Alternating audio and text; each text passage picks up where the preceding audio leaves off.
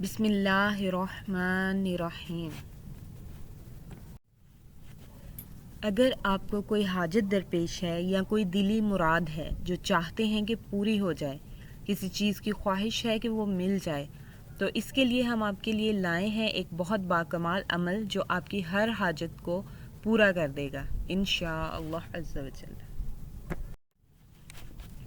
جمعہ کے دن عصر اور مغرب کے درمیان نماز عصر ادا کرنے کے بعد سے باوضو قبلہ رو بیٹھ جائیں۔